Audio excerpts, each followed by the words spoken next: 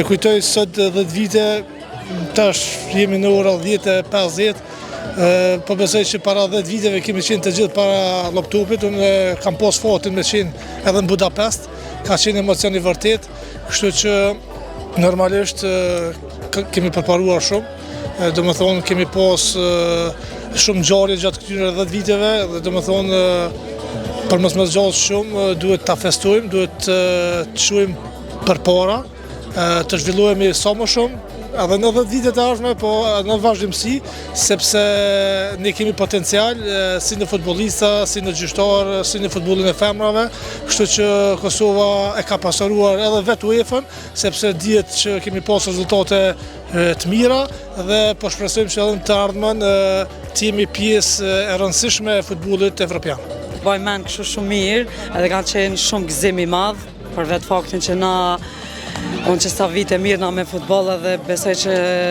krejt e kena prit këtë ditë me gëzim shumë të madh.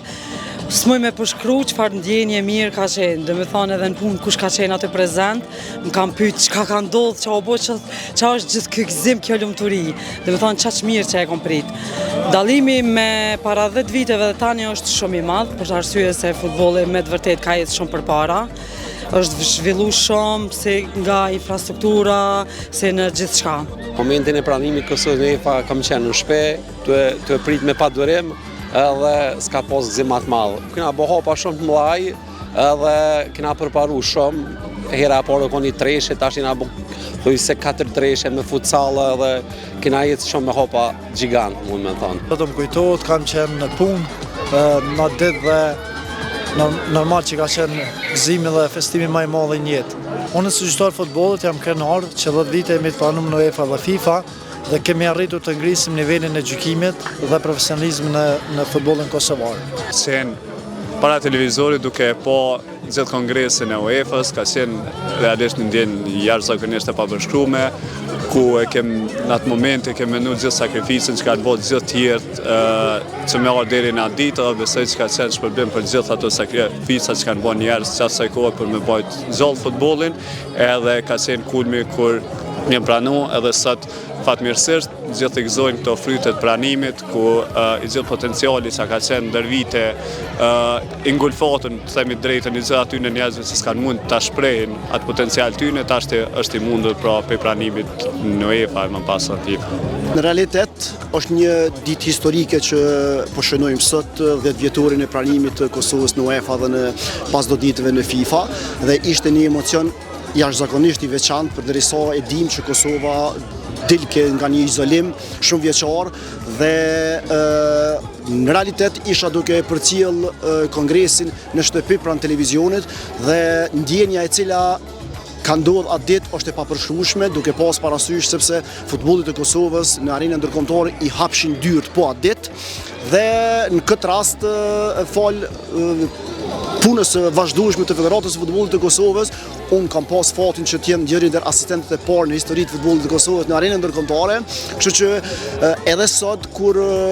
Kosova po vjen edhe po rritet, duke pas parasysh të gjithë dikasterët, të gjitha sektorët e Federatës së Futbollit të Kosovës, prej kombëtarës A deri te grupmoshat më të reja, na jemi duke ecë përpara, duke zhvilluar dita ditën dhe shpresoj që shumë shpejt Kosova të merr vendin në